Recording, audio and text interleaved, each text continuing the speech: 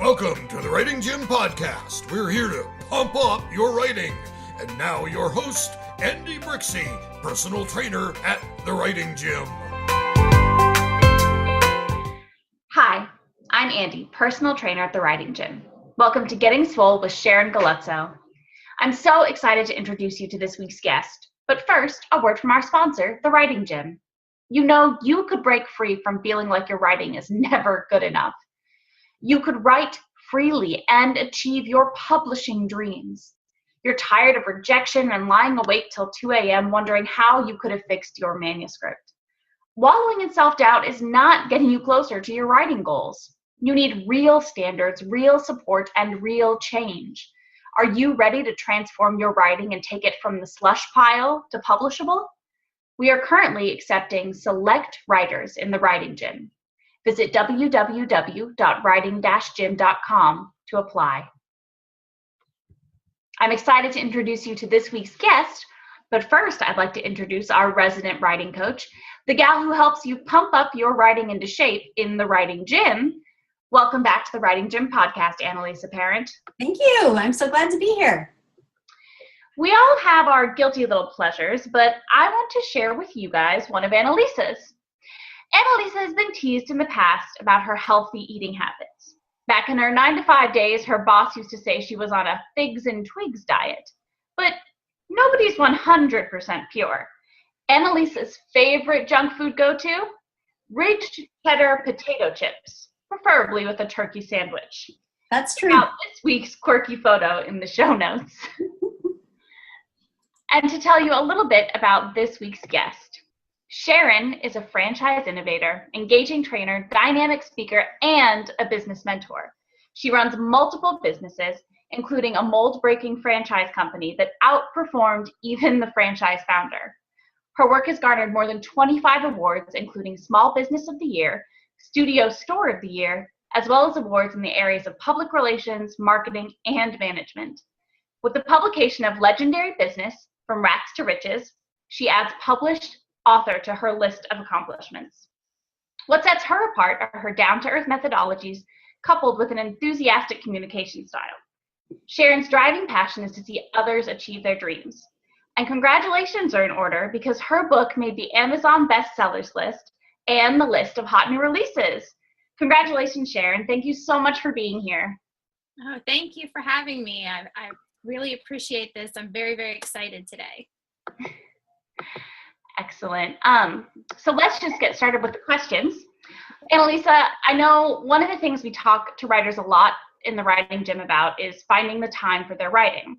I know you've got some great tips on finding time for writing, but Sharon, you're a really busy lady. You're running a business, you're so successful. So how did you find time to write a bestseller?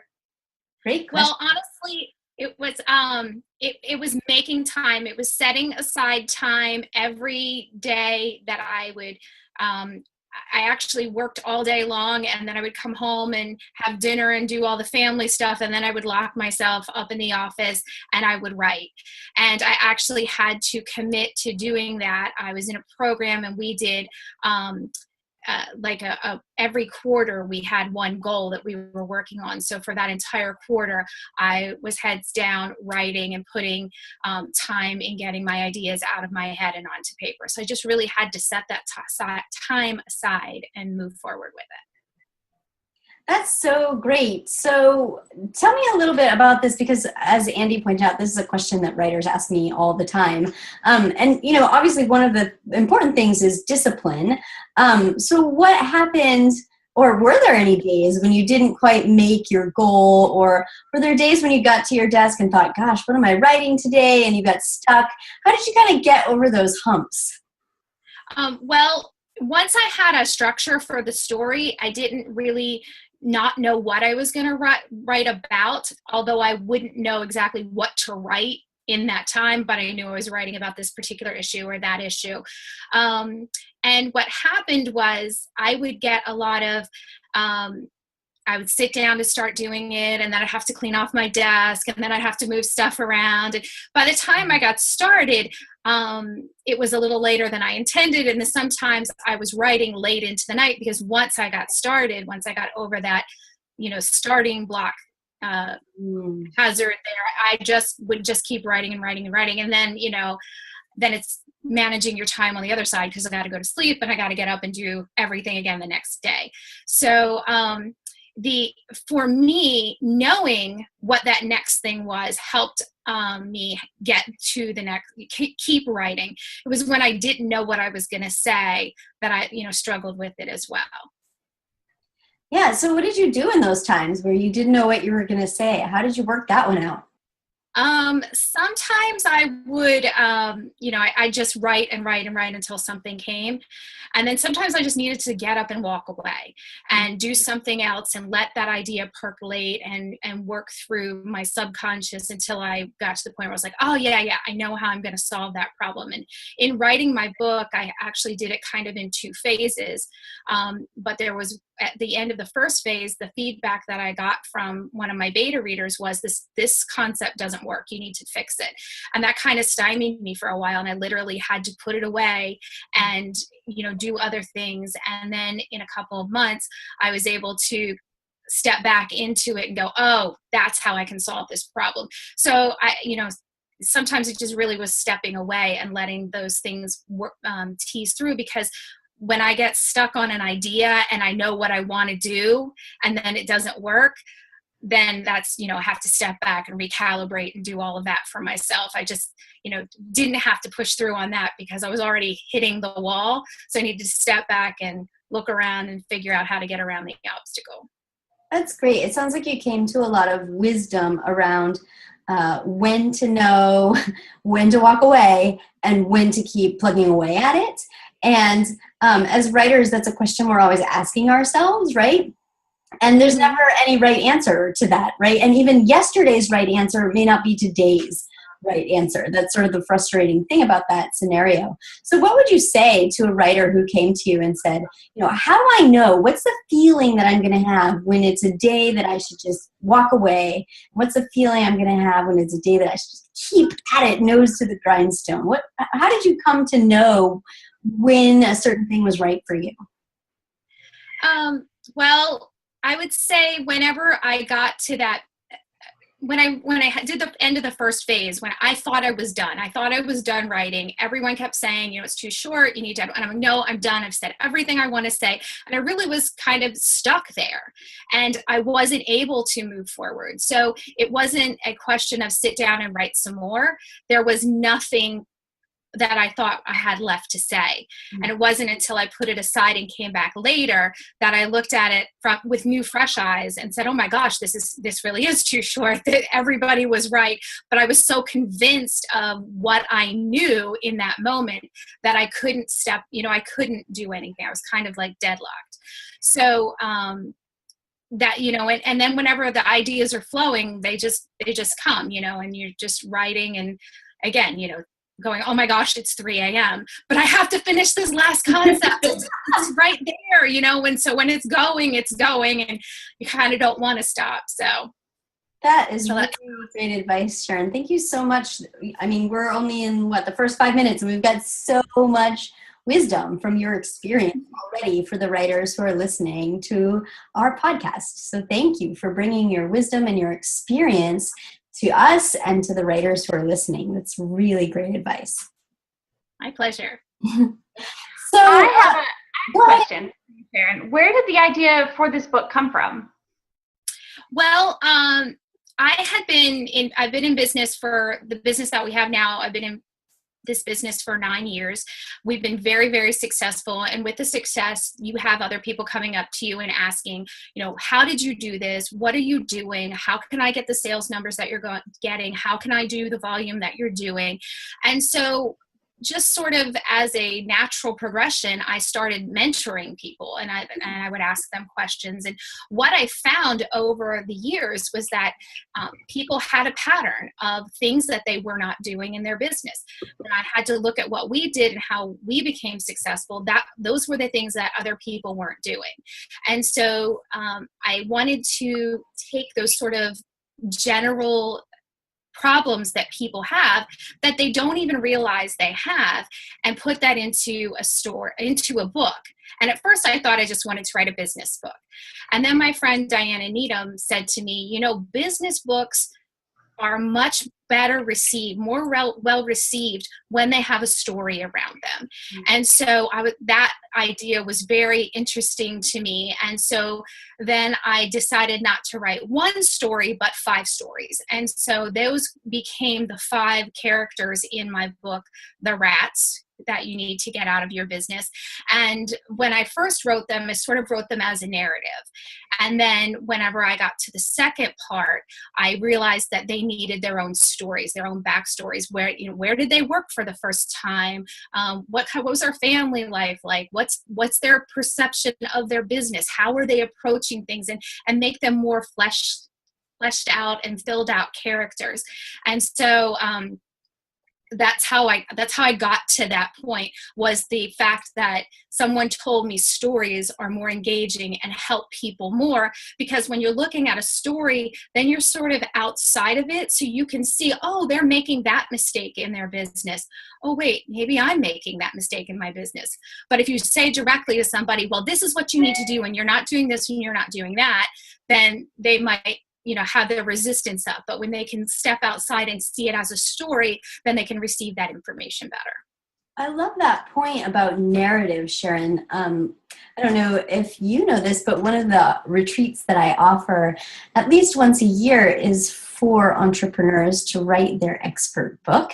It's also one of the modules in the Writing Gym.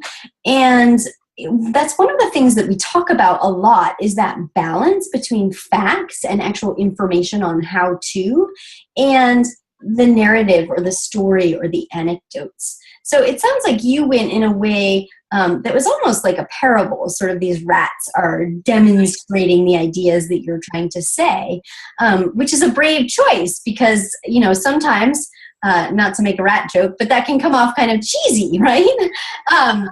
So, good for you for taking that risk and then, turning that into a bestseller. That's pretty amazing. But can you talk about how, within the context of the narrative, you made some choices to share actual information about how people can transform their businesses? Well, I wrote it in 2 parts. So part one of each rat story is their backstory. So we talk about, their how they started the business, or what they decided to do in the business, and where their inspiration came from. And then we talked about that sort of fatal flaw. What was it they were doing in their business that was costing them money, that was keeping them from being successful?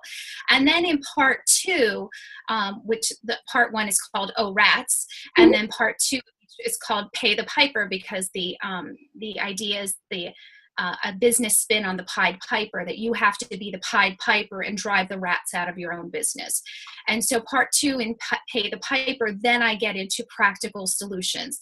If you have bad customer service, what kinds of things can you do? What do you need to remember about the customers that they're buying something from you or doing business with you for reasons of their own? It's not necessarily your marketing or whatever. They have their own business, their own reasons for buying from you. And, whenever we talk about, customer service, Charles Rat is the one with the bad customer service, and he has really, really good reasons for giving bad customer service. And as business owners, we get in those places and we have a really good reason for that, but none of it matters to the customer. So it's that kind of practical application of how to resolve those things. And so I sort of wrote it in 2 parts. So one is the fun story part, and then the other part is practical solutions, suggestions, and methodologies. That's great. I love that you really broke it into the 2 parts so that you wouldn't have to worry about, how am I going to do a little bit of story, a little bit of information, a little bit of story, a little bit of information. And sometimes, that alternating pattern really works for some books. And sometimes that all of the story and then all of the information pattern works for a book. So it's great that you found the way that worked very best for your message. It's a great takeaway for the writers who are listening. Thank you for sharing that. You're welcome. I am interested in your writing process, how you planned the book. Now, are you an outliner? Or are you a pantser who just kind of goes with the flow? How did you plan your book? I'm kind of a mix. So I knew the areas I wanted to cover. So I sort of started there. I knew I wanted to talk about customer service. I knew I wanted to talk about goal setting. I knew I wanted to talk about, the 5 different areas. And there were more because I have a training program. So I sort of culled it from that. But I decided that 5 would be where I wanted to do this book. And so I kind of had that place to start. I'm not really, so I had that as a general outline. I'm not an outliner like, 1 A, B, C, D, 2 A, B, C. I'm not that kind of outliner. I'm sort of more of a generalist.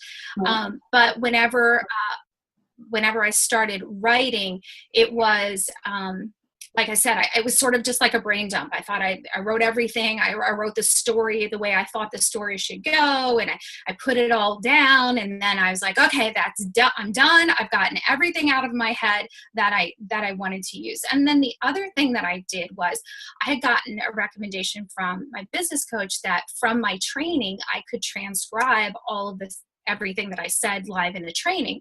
And that could be a basis for the book as well, as a way to have a jumping off point. And she actually recommended, just sort of cleaning it up and doing that as a book. And I just don't do anything easy. So I had to create a whole new story.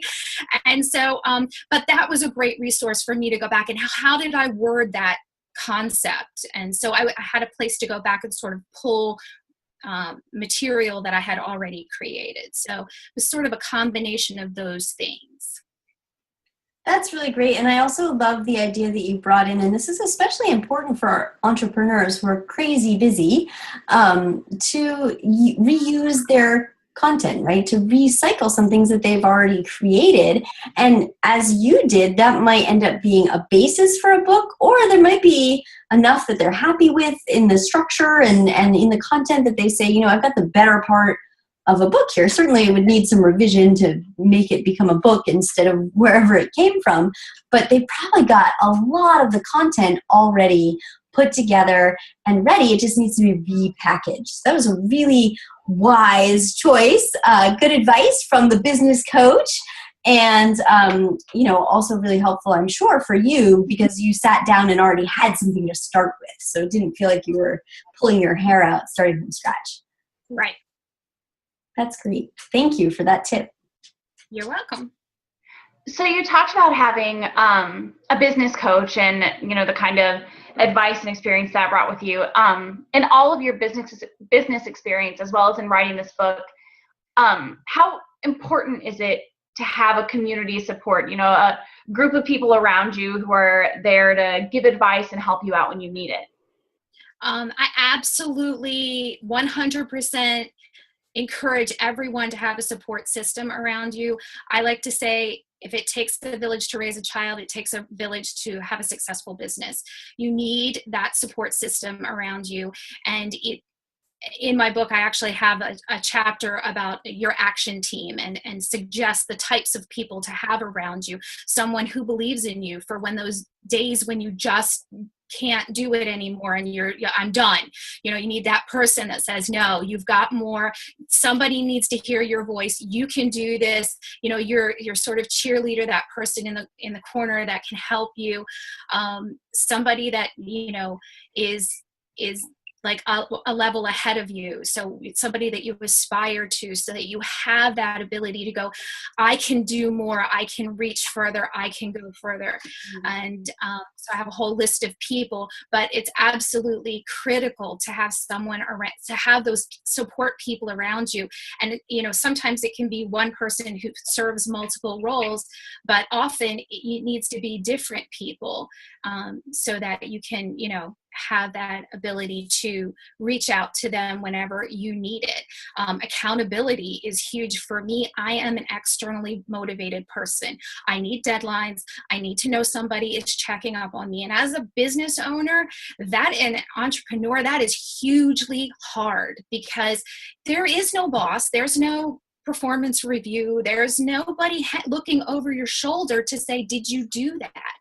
So having an accountability partner, somebody that's going to say to you, hey, you really need to be working on this, or did you do that? You said you were going to do that, and hold you to the promises that you make to yourself and your businesses. So huge to have that support system around you. I love what you're saying, so Sharon, and I'm grinning right now as I look at Andy, because that is exactly Andy's job in the writing business. She's a personal trainer, and she works with people to meet with them on a regular basis to say, look, you said you were going to write 3 pages. Did you write the 3 pages? Because writers need that accountability too. It's a hard thing to do. And she has helped so many people just kind of stay on track. And she's great at it. I love watching her work with people.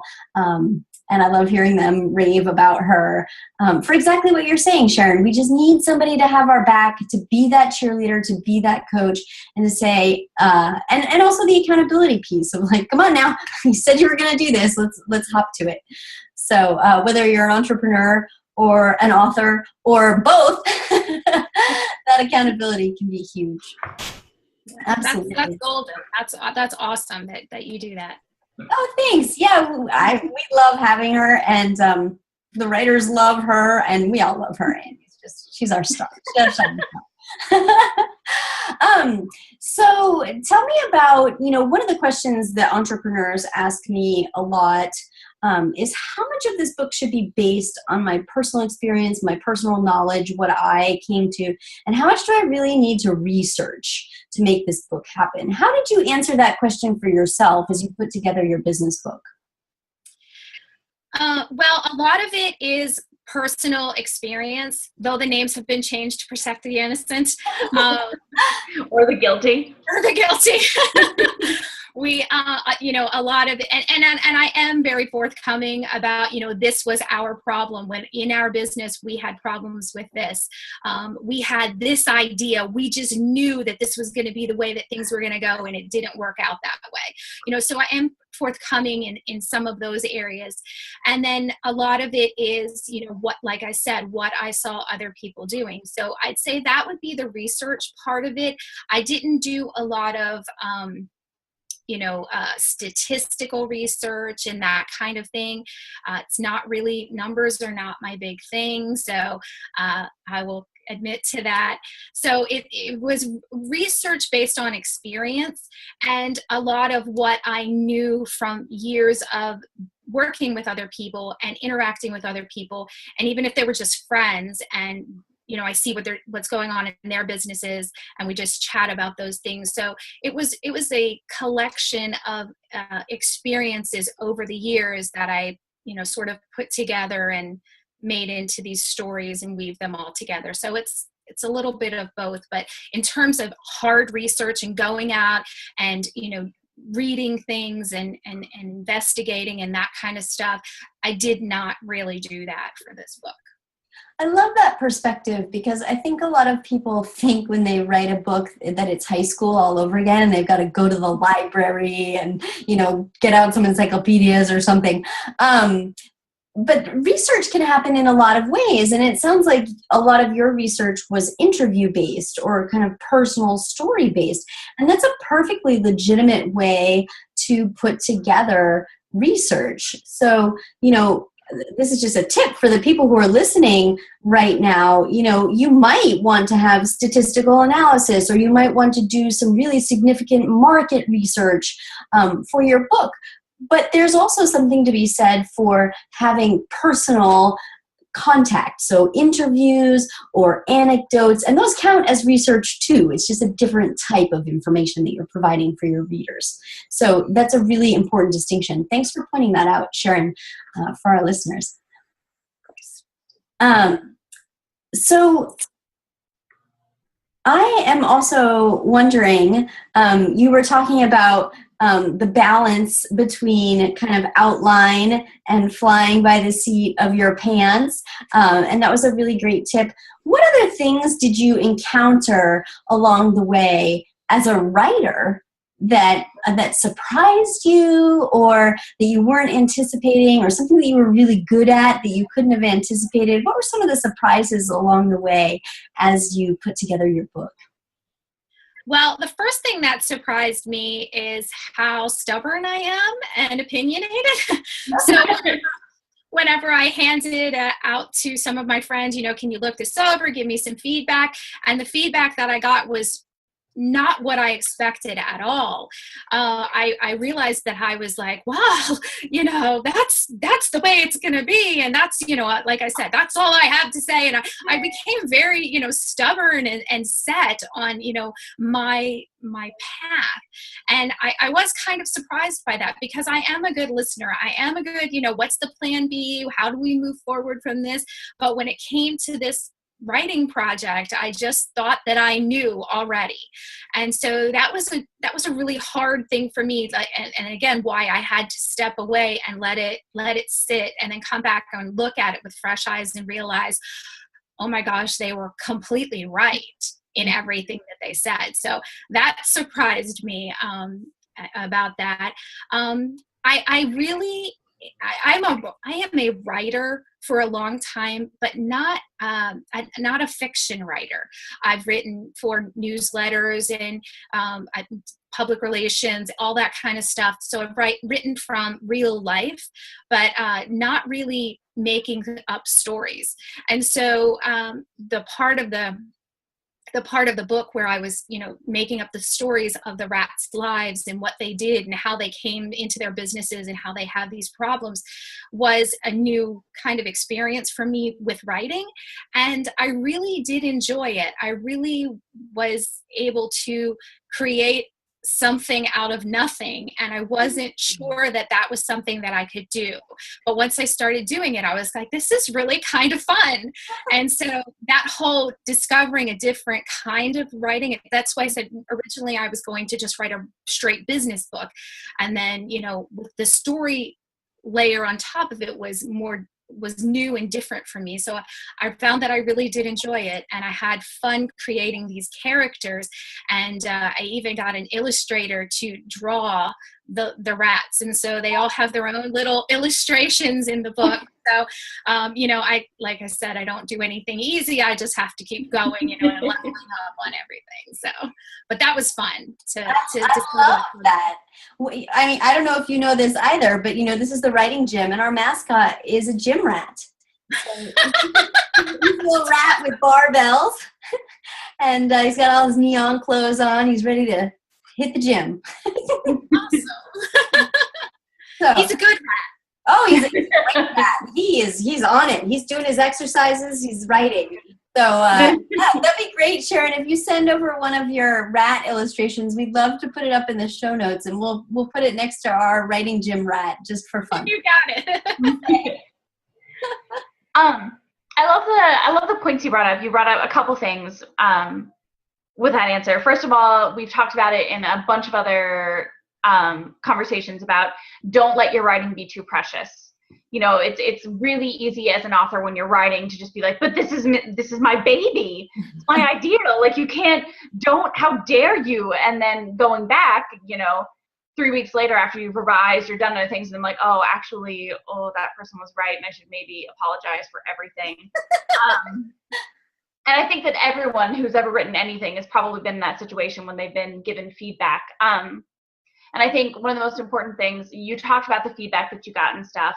I think it's really important, the difference between, just getting a little bit of feedback and getting quality feedback. I know that that's something that Annalisa talks about a lot, and something that she also does with her own work as a writing coach is giving quality feedback, as opposed to, hey, this isn't good.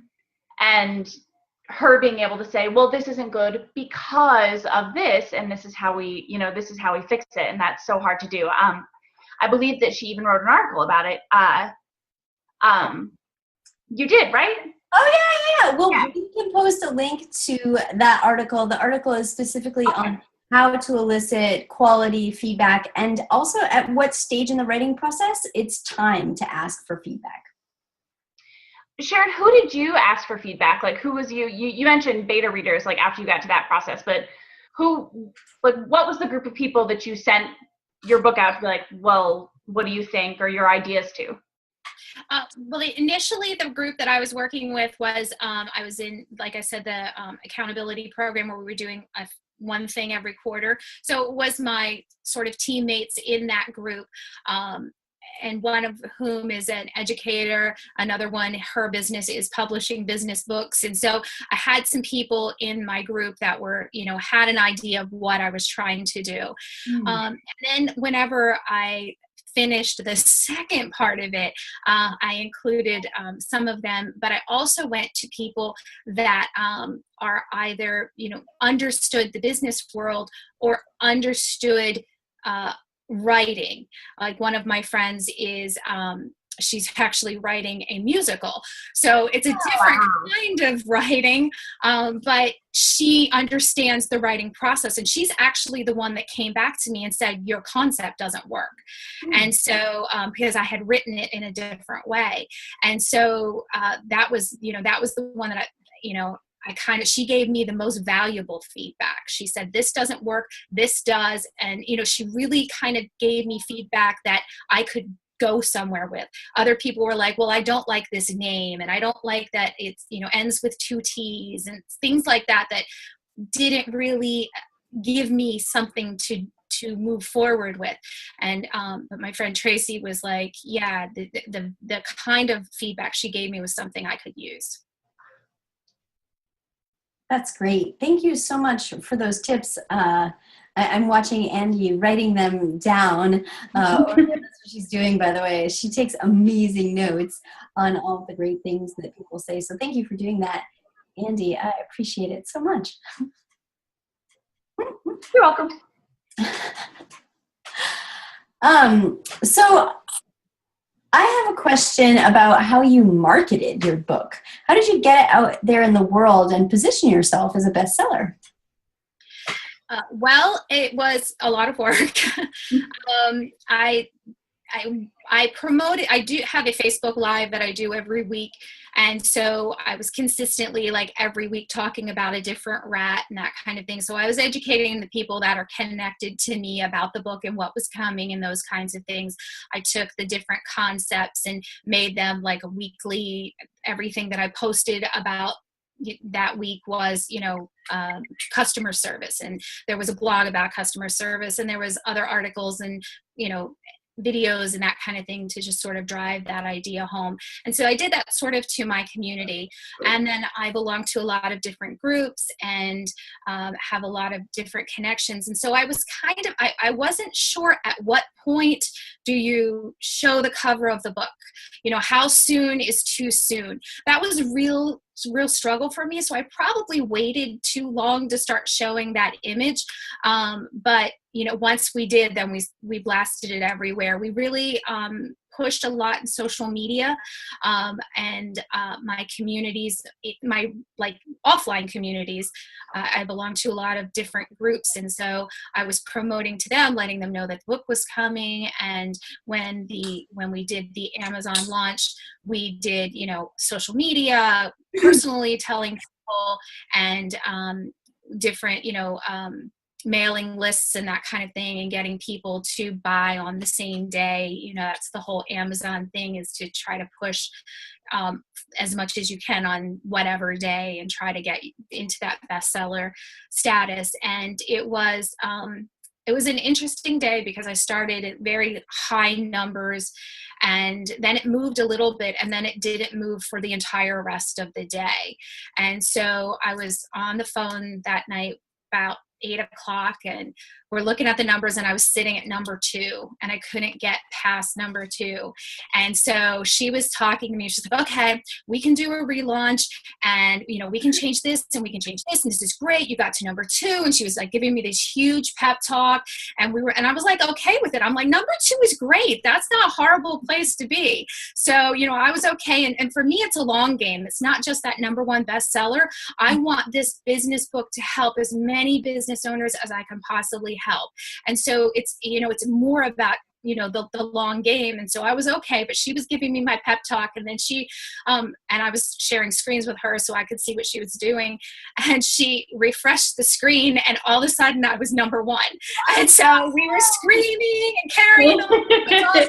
homework, and she's like, what's going on? And I'm yelling at my husband because he was watching. Stop watching TV. We hit number one. So, oh, sorry. Oh my God. So yeah, it was a whole process, but it was a lot of work. It was a lot of posting and reposting and reminding and, contacting people personally and saying, yeah, today is the day. Can you do it? And texting, it was a lot of push for that day. It was a lot of energy and effort, and, it did work out for us. So. That's so great. That's fantastic. I didn't know that the Amazon did the same day sale thing, like the push for the your book came out on this day, like really push for the highest numbers on that day. How did you said that you sent out mailing lists and stuff too. Was it a lot of social media like Twitter, Facebook, just getting it out as much as you possibly could to everyone?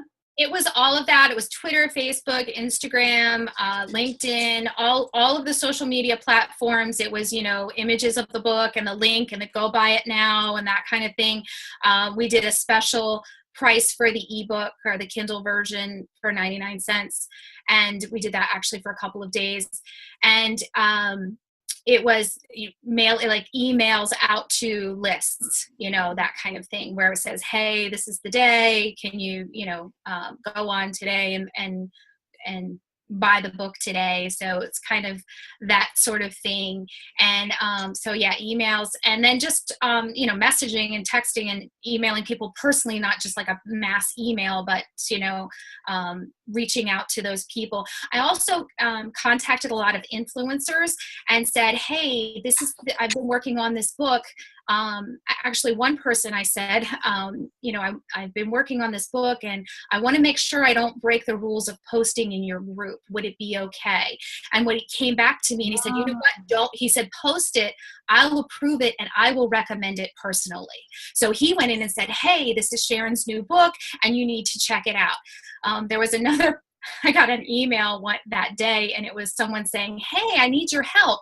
Can you do this for me? And it was, voting for them for the best website or whatever. So I was feeling a little sassy in the afternoon and I sent a note back to him and I said, hey, I'd love to help you. Will you promote my book?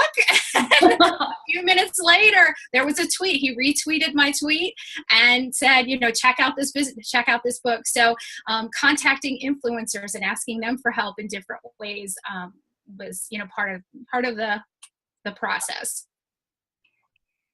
That's so interesting. I think that's something that a lot of writers forget about is the business portion of the writing world, is that, at the end you have a book and you have to sell it. Like, you've got to get it out there. You have to get it out to people. And I think that one of the most important parts of that is networking. It's who who you're able to contact, who you're able to get recommendations from, all of these things. And I think that that's one thing we're really trying to do in the writing gym, especially, is, bring this community and network of writers together so that, when it comes time and they finish the book, they have, thousands of other people to say, hey, everyone go out there and promote my book. And then that way, they can become bestsellers too.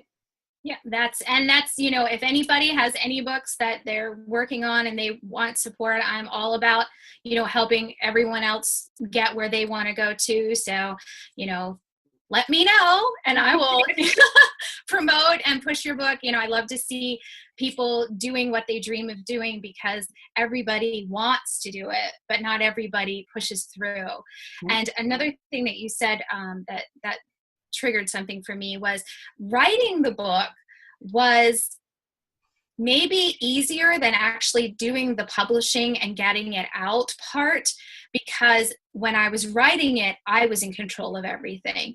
But whenever I went to publish it, now I'm working with other people and I'm on their deadlines and I'm, saying something and did they understand what I said? And, oh, they didn't. And now we have to redo it. And that's not what I meant. And, waiting for websites to get put up and waiting for links to be properly installed so that we can start pushing it here or pushing it there.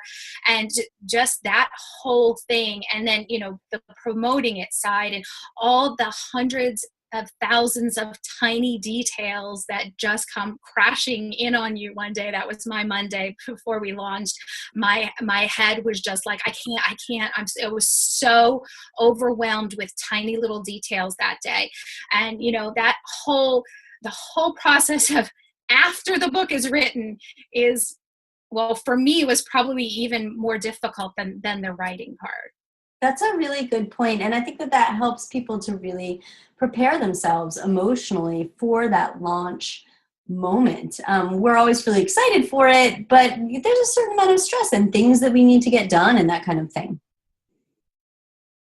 So, so thank you for sharing those points. And, I have a marketing workbook that is coming out in 2017. So we'll have to talk about that. I'd love to chat with you. And I'm sure that the people who are listening would love to reach out to you and talk with you about your book. And I'm sure they want to grab your book because it sounds amazing and also really, really fun, which, I love it that you're on here, Sharon, because that's our philosophy at the Writing Gym and in the Writing Gym podcast, is that we want to have really serious content and we want to be serious about the things that we do, but we also want to have a good time doing it, right? So I appreciate your approach to business in your book. So for those of you who are listening, if you would like to check out the Writing Gym podcast, we're going to knock your sneakers off with the Writing Gym. We have modules that will help you go from idea to publication, whether you're writing poetry, memoir, fiction, you name it. Plus, we've got tons more expert interviews from publishers, agents, and writers in the field. We even have a personal trainer, that's Andy, to help keep you accountable to your writing goals. We just found out from Sharon how important finding time for writing is, and you can sign up with her to help you to meet your writing goals. You can find out everything about Sharon on SharonGalluzzo.com. Her book is available through Amazon in hard copy and Kindle version. Check that out. Make sure to link back to the show notes through writing-gym.com/podcast, and you'll find the writing notes where you can link straight through and grab Sharon's amazing book with rats in it. She is great. Thank you so much, Sharon, for being on this podcast. Thank you so much, Andy, for being the amazing personal trainer in the Writing Gym. Don't forget to let us know how this interview helped you in your writing journey in the comments section. Your 5-star rating will help other writers find this fast-growing podcast on the internet. And until next time, happy writing! Thank you, Annalisa, for more of your great writing advice. Annalisa is the resident writing coach in the Writing Gym. She helps writers start, finish, and bring to publication writing in all genres. And honestly, if you want to get published, she's the only person for the job. And do you know that you really could publish if you only knew how? We've heard some great tips today, but look, if you love the Writing Gym podcast, if you find these tips valuable, think of how much faster your writing will get pumped into publishing shape in the actual Writing Gym. We take you from generating ideas to getting them on paper, from how to find an agent to how to market your book. You'll also connect with other writers who will support you and give you quality feedback. We even have a personal trainer, me, to help keep you accountable to your writing goals. You know how you always say, I love to write, but I just can't find the time.